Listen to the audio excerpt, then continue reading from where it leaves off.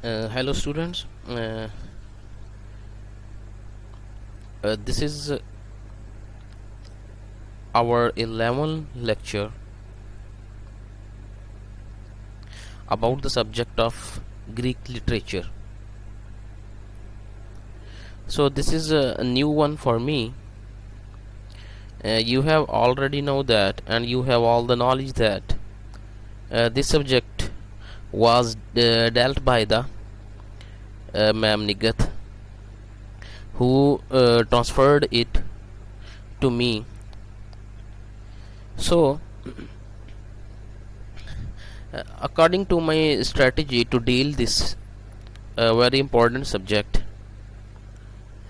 before going to the actual text or the literature of the Greek tradition,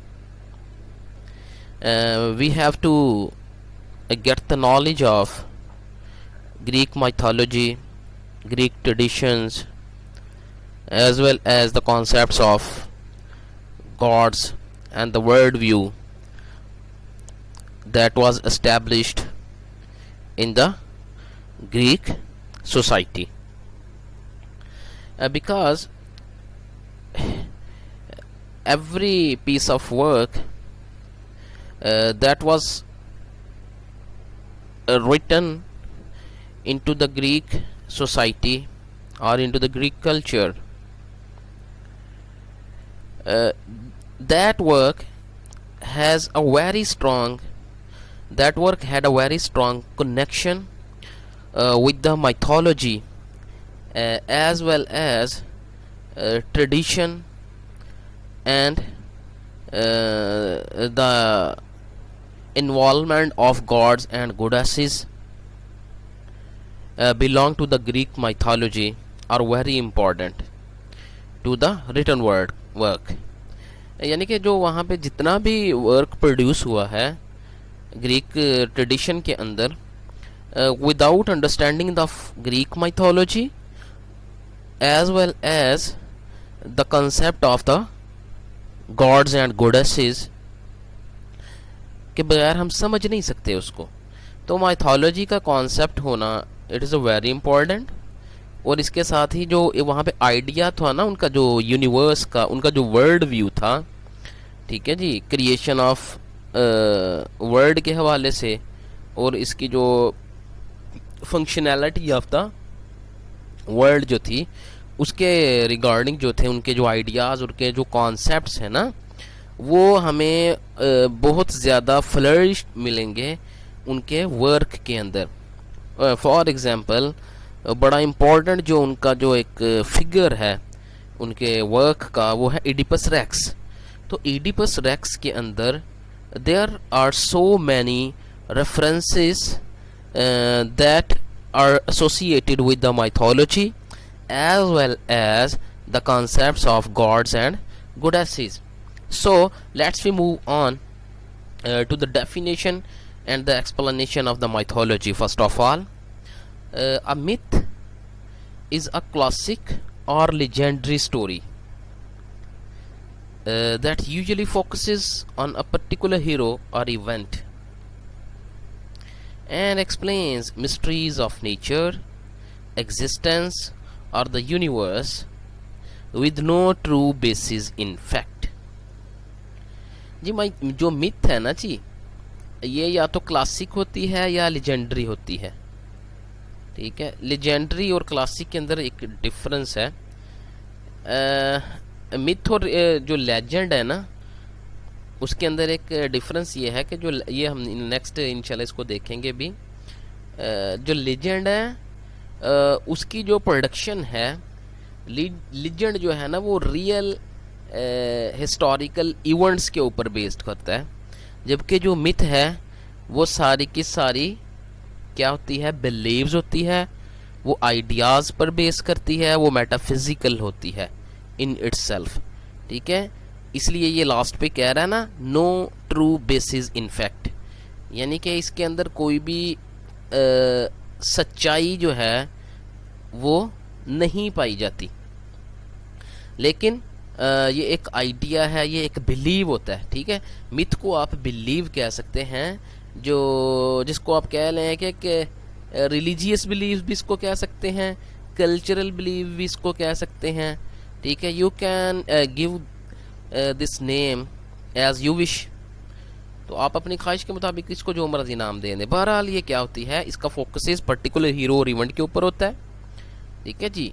जैसा कि आप Oedipus के अंदर देखेंगे, वहाँ पे एक जो हीरो है सोफोक्लीस का, थीबीज का जो एक किंग का जो बेटा है, ठीक है, वो वहाँ पे हीरो है।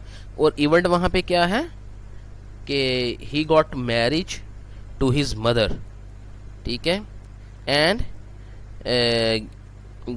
went into the repentance, then made himself a blind man, ठीक है, अपने आप को अंधा कर देता है वो। इसके नतीजे में ये वाकया है एक, और वहाँ पे वो एक हीरो भी है। एक्सप्लेन मिस्ट्रीज ऑफ नेचर, ठीक है, हाँ जी, इसके ज़रिए मिस्ट्रीज जो है ना नेचर्स की, उनको एक्सप्लेन करती है, एग्जिस्टेंस को एक्सप्लेन करती है, और यूनिवर्स को। लेकिन इसके अपने जो बेसिस हैं वो सच्चाई पर मबनी नहीं होती। Myths exist in every culture, ठीक है जी, but the most well known in western culture and literature are part of Greek and Roman mythology. ये वेस्टर्न, मॉडर्न वेस्टर्न कल्चर जितना भी प्रोड्यूस हो रहा है, जितना भी कॉन्स्ट्रक्ट हो रहा है, उसके अंदर ग्रीक और रोमन माइथोलॉजी जो हैं वो स्प्रेड आउट है, ठीक है। यू कैन सी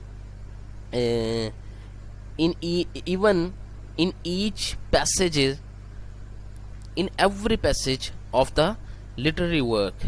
तो आप ये जो मिथ्स हैं ग्रीक और रोमन की, ये माइथोलॉजीज जो हैं, ये हर पैसेज के अंदर वहाँ पे फाइंड आउट कर सकते हैं, जितना भी वेस्टर्न जो है ना वो लिटरेचर प्रोड्यूस हो रहा है। यहाँ तक कि आर्ट्स के अंदर भी इसके इन्वॉल्वमेंट बहुत ज़्यादा, ठीक है ना। The characters in myths usually gods, goddesses, warriors and heroes, these are all the characters of the myth, ठीक है जी। The term myth stems from the ancient Greek mythos, meaning a speech, account, rumor, story, fable, etc. These are the different meanings that are to be associated with the word myth, ठीक है जी। तो myth के साथ ये different types of meanings को associate किया जाता है। What are the different functions of the myth that it is performed in that culture in which it is believed? There are two functions according to the Robert Graves in 1955। Robert Graves के मुताबिक myth के basically two functions होते हैं किसी भी culture और किसी भी सोसाइटी के अंदर। मिथ क्यों यूज़ क्या की जाती है, और मिथ का ये जो है ना वो उसके ऊपर बिलीव क्यों किया जाता है, क्योंकि दो फंक्शन उसने परफॉर्म करने होते हैं। Number one is the two answer the sort of awkward questions that children ask, ठीक है। डिफरेंट टाइप्स के जो एक बड़े स्टिकी किस्म के और बड़े एक ऑकवर्ड किस्म के जो क्वेश्चंस हैं उनका आंसर करने के लिए। For example, who made the world, ठीक है, दुनिया को किसने पैदा किया। Who will it and, how will it and, ये कैसे ख़त्म होगी। Who was the first man in the world, ठीक है। These are all types of questions can be answered with the help of myth, ठीक है। Or we can say that we have need a myth, we have need the myth to answer these type of questions, ठीक है जी। इस तरह के जितने भी questions हैं उनका आंसर करने के लिए मिथ की ज़रूरत पड़ती है। इसको यहाँ पे देखें ना, ये वर्ड्स, ये जितने भी क्वेश्चन हैं इनको डील करता है रिलीजन भी। इसलिए मैंने कहा था कि कुछ लोग जो हैं वो रिलीजन को भी सोर्स ऑफ मिथ के अंदर शामिल करते हैं, ठीक है। Second one is that to justify an existing social system. जिस सोशल सिस्टम के अंदर आप रह रहे होते हैं, ठीक है, उसको जस्टिफाई करना। And account for traditional rights and customs, और वहाँ पर जो रसूम व रवाज होते हैं ना रसूमात और रिवाज होते हैं उस कल्चर के, उस ट्रेडिशन के, उनको बयान करते हैं ये, ठीक है। उस सोशल सिस्टम को भी जस्टिफाई करते हैं जिसमें वो इन लोग लिव कर रहे होते हैं, जो मिथ के ऊपर बिलीव करते हैं। और क्या करते हैं, इसके साथ साथ उसकी कस्टम और उसके राइट्स को भी बयान करते हैं। For example in ancient Greece stories of gods and goddesses, heroes and monsters were an important for part of everyday life. देखा ना, इसीलिए जो ग्रीक है ना जी, या ग्रीक लिटरेचर जो है उसके अंदर ये जो करेक्टर्स हैं ना, ये बड़े फ्रीक्वेंटली आपको फाइंड आउट होंगे। ये जिसके अब ये नाम बताए उसने, गोडेसिस, हीरो, मॉन्स्टर्स, ठीक। एवरीडे लाइफ के अंदर, एवरीडे लाइफ में ना वो बड़े इंपॉर्टेंट रोल प्ले कर रहे होते हैं, ठीक है, ग्रीक ट्रेडिशन में और इस हर उस कल्चर के अंदर जहाँ पर मिथ के ऊपर बिलीव किया जाता है, ठीक है जी। It explain everything from religious rituals to the weather. अच्छा, ये क्या है, मजहबी रसूमात से लेकर ये मौसम तक को भी एक्सप्लेन किया गया होता है इसमें, ठीक है। And gave meaning to the word peoples around them. और इसके ज़रिए क्या किया जाता है, उस दुनिया को माना दिया जाता है मिथ के ज़रिए। मिथ क्या करती है, उस दुनिया को माना देती है जो लोग अपने इर्द गिर्द देख रहे होते हैं या जिसके वो लोग देखते हैं। Myths are completely made up while legends are based on events. ये मैंने पहले आपको इसके बारे में क्लियर कर दिया है कि मिथ्स जो है ना वो कम्प्लीटली जो है ना वो मेड अप की जाती है, यानी कि आर्टिफिशियली ह्यूमन बीइंग जो है ना उसको मेक करता है, ठीक है। जबकि जो लीजेंड्स है ना ये इवेंट्स के ऊपर बेस करते हैं, हिस्टोरिकली जो रियल इवेंट्स होते हैं। फॉर एग्जांपल हरकुलीस का एक करेक्टर मिलता है हमें ग्रीक के, वो लीजेंड है, ठीक है जी। हरकुलीस जो है ना वो लीजेंड है क्योंकि उसका हिस्टोरिकली हमें प्रेजेंस जो है ना वो हमें मिलती है। यहाँ तक कि पर्शियन ट्रेडिशन के अंदर हमें Rustam is a figure who is a greatest warrior, who was the greatest warrior into the Persian army, ठीक है। वो भी लेजेंड्स की है, वो भी लेजेंड के अंदर, क्योंकि वो रियली एग्जिस्ट करता है तारीख में किसी न किसी सतह पे, जबकि मिथ जो है वो एग्जिस्ट नहीं करती, ठीक है जी। The sources of myths in Greeks,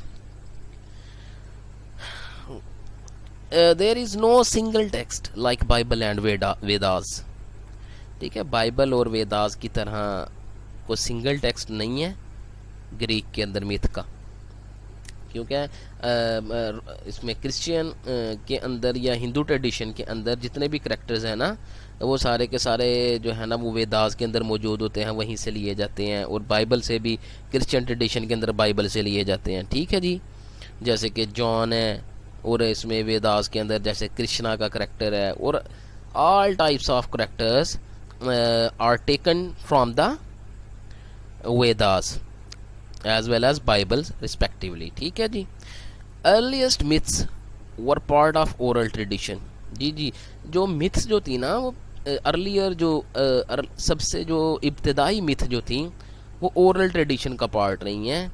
that began in Bronze Age, ठीक है जी, जो कि ब्रॉन्ज एज के अंदर उनका आगाज हुआ था। And their plots and themes unfolded gradually in the written literature of the archaic and classical period. जी, ये आर्काइक और classical period is the period in which writing process began, in which writing process or the written literature was made। ये वो वाला period है classical period, ठीक है जी। इसके ओरल ट्रेडिशन के अंदर तो इसकी हमें बिगनिंग मिलती है मिथ्स की, और इसकी जो अनफोल्डिंग हुई है ना कि एक मिथ जो है उसको जो एक्सप्लेन किया गया है, उसको अनफोल्ड किया गया है, उसके पीछे से जो आइडिया था उसको एक्सप्लोर किया गया है, वो आर्काइक और क्लासिकल पीरियड के अंदर किया गया है। For example Homer's epics, Iliad and Odyssey, ये होमर्स की एपिक्स हैं। दो एपिक्स है, लॉन्ग नैरेटिव पोएम होती है जी। एपिक जो है वो एक लॉन्ग नैरेटिव पोएम होती है, ठीक है, और जिसके अंदर जो है ना एक नरेटर होता है उसका, एपिक का, और लोगों को वो नरेट कर रहा होता है पूरी की पूरी उसको पोएम को या स्टोरी को, ठीक है जी। ये लॉन्ग बहुत ज़्यादा लॉन्ग होती है, जबकि जो ट्रेजेडी होती है उसको वन सिटिंग के अंदर जो है ना वो परफॉर्म किया जाता है। एपिक को नरेट किया जाता है, ट्रेजेडी को परफॉर्म किया जाता है। तो इलियड और ओडेसी जो है वो होमर्स की एपिक्स हैं बेसिकली, और वो क्या करती हैं, tell the story of mythical Trojan war. ये एक ट्रोजन वार है, बड़ी ही एक फेमस वार है एक ग्रीक ट्रेडिशन के अंदर, ग्रीक माइथोलॉजी के अंदर, एज अ डिवाइन कॉन्फ्लिक्ट। इसके ऊपर मूवीज़ भी बन चुकी हुई हैं काफ़ी ज़्यादा, वो आप देख सकते हैं। As a divine conflict as well as human one, ठीक है जी। यानी कि ट्रोजन वार ऐसी वार है जिसके अंदर जो है ना ग्रीक जो गॉड्स और गोडेसेस हैं उन्होंने कंट्रीब्यूशन की थी, ठीक है। और इसका ताल्लुक इंसानों के साथ भी है इस वार का। और इस वार का जो है ना एक बहुत ज़बरदस्त किस्म का जो बयान है वो इलियड और ओडेसी के अंदर मौजूद है, ठीक है। ये स्टोरी बताती है इसकी ट्रोजन वार की। It introduces gods to already familiar readers. अब जो एपिक्स के सुनने वाले लोग हैं वो पहले से ही गॉड्स का आइडिया रखते हैं ना, जिन गॉड्स का वो जिक्र करती है ना इलियड और ओडेसी के अंदर, जिन लोगों को सुनाने के लिए वो पहले से उन खुदाओं को जानते हैं। लेकिन वो बार बार उसको क्यों बयान किया जा रहा है, क्योंकि एक्सप्लोर किया जा रहा है, उस मिथ को जो है वो एस्टैब्लिश किया जा रहा है उनके जहनों और उनके कॉन्शियसनेस के अंदर, ठीक है। Today many products get the name from Greek mythology. यहाँ तक कि रिसेंट एज के अंदर या मॉडर्न एज के अंदर भी ग्रीक माइथोलॉजी से बहुत सी प्रोडक्ट्स के नेम रखे जाते हैं। For example Nike, Nike is a गोडेस of victory, ठीक है। नाइकी की डिफरेंट जो है वो it is a brand name, and there are so many things that labeled by the name of Nike, ठीक है। Nike is a goddess of victory। Amazon.com का नाम सुना होगा आपने, तो Amazon named after winning the mythical female warriors, ठीक है। ये एक mythical female warriors का नाम था जिसने विनिंग की थी, ठीक है। उसको नाम को विन करने के बाद जो है ना फीमेल वॉरियर्स को जो एक मुकाबला था उसको विन करने के बाद उसको अमेज़न का नाम दिया गया था उस लड़की को। The Greek idea of the world, दुनिया का जो तस्वुर है वो यूनानियों के यहाँ क्या था। इस सारा कुछ पढ़ाने का पर्पस ये है क्योंकि ये आइडियाज़, ये कॉन्सेप्ट्स और ये जितनी भी आपको चीज़ें पढ़ाई जा रही हैं इनका ताल्लुक जो है वो डीपली जो है ना ये रूटेड है ग्रीक लिटरेचर के अंदर, ठीक है। Without getting the understanding of these ideas, of these discussions, we can not get the idea of the Greek literature और a Greek piece of art deeply. So what is the world view or what is the idea of the word of the Greeks? First of all, scary old gods came first, ठीक है। दो ideas हैं, मैं दोनों बताऊंगा यहाँ पे। एक आइडिया ये है कि स्केरी ओल्ड गॉड्स पहले आए थे, ठीक, खौफनाक जो है ना पुराने खुदा वो पहले आए, और उनके जो बच्चे हैं वो यंगर गॉड्स जो है ना वो बने, और यंगर गॉड्स ने आगे से क्रिएट किया है ह्यूमंस को, ठीक है। अच्छा, अब ये क्या हुआ है, जब ह्यूमंस क्रिएट हुआ फिर क्या हुआ, humans and gods fought for supremacy. अब दोनों जो है ना वो अपनी ताकत के लिए इंसानों और खुदाओं के अंदर मुकाबला हुआ है, जंग हुई है, लड़ाइयाँ हुई हैं। ये ग्रीक ये जो कॉन्सेप्ट है ना, ठीक है ना, ये जब हम ट्रेजेडी का थोड़ा सा देखेंगे ना आइडिया, उसका फिलॉसफी इडिपस के पढ़ने से पहले, इससे नेक्स्ट जो आफ्टर नेक्स्ट लेक्चर होगा, ठीक है, उसके अंदर हम देखेंगे जब इसकी इडिपस का और उसका जो है एक्शंस, ठीक है, वो कैसे वहाँ पे खुदाओं के साथ उसकी लड़ाई है सुपरमेसी के लिए। तो इंसानों और खुदाओं के दरमियान लड़ाई हुई है सुपरमेसी के लिए, ताकत के लिए, ताकतवर बनने के लिए, गालिब आने के लिए। ह्यूमन वॉन फ्यू राउंड्स, इंसानों ने बहुत कम कामयाबियाँ हासिल की हैं, and became more and more miserable, ठीक है। और ज़्यादातर उन्होंने क्या किया है, मिजरेबल बने हैं वो बहुत ज़्यादा ना, बहुत ज़्यादा वो जुल्म का शिकार हुए हैं। अब ये देखें ये जो वर्ड है ना यहाँ पे मिजरेबल, असल में यही किसी ना किसी सूरत में ट्रेजिक है, यही ट्रेजिडी है बेसिकली जो किसी भी फिगर को हीरो बनाती है ग्रीक लिटरेचर में। ये मिजरेबल सिचुएशन जो है ना हीरो की, ठीक है ना, एज अ ह्यूमन बीइंग, ठीक है, ये उसको क्या बनाती हैं, ट्रेजिक हीरो बनाती हैं, ठीक है, जैसे कि इडिपस है।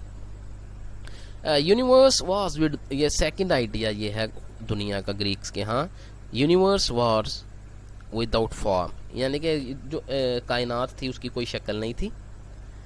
इट वाज नथिंग, कुछ भी नहीं था। Only matter in organized shapeless, सिर्फ और सिर्फ मादा था जो कि अनऑर्गेनाइज्ड था और शेपलेस था। तो इस सारी की सारी जो ये कंडीशन थी, इट वाज कॉल्ड क्योस, इसको क्या कहा जाता था, क्योस। अच्छा, इस क्योस को ख़त्म करने के लिए क्या है, गॉड केम इनटू बीइंग, यानी कि खुदा किससे वजूद में आए हुए हैं ग्रीक्स के यहाँ, मादे से, मैटर से। गॉड केम इनटू बीइंग, खुदा जो है वो वजूद में आए। गाया, गाया इज़ अ अर्थ, ठीक है, दुनिया का जो नाम है ना, ठीक है, वो गाया। एंड उरैनस इज़ अ स्काई, ठीक है जी, अर्थ ने और स्काई ने, गाया और उरैनस, इन दोनों की आपस में शादी हुई है।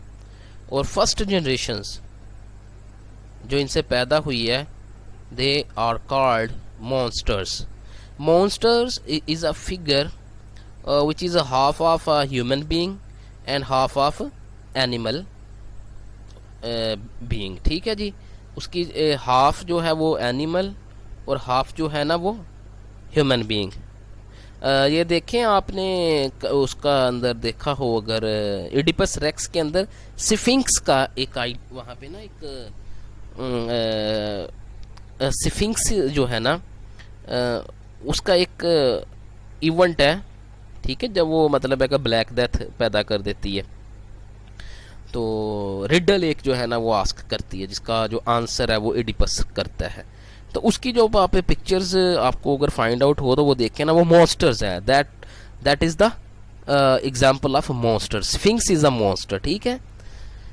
And second generation is called Titan, ठीक है जी, फर्स्ट जनरेशन जो है वो मॉन्स्टर है, second generation Titan. Titan are the completely human beings, ठीक है। फर्स्ट टाइटन कौन सा था, Prometheus.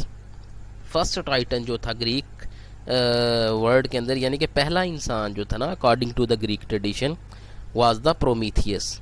The name of that human being was Prometheus. Prometheus ने क्या किया था, ये इसने आग चुराई थी खुदाओं की दुनिया से, इसने फायर को क्या किया था उनसे, उसने स्नैच किया था गॉड्स से, ठीक है।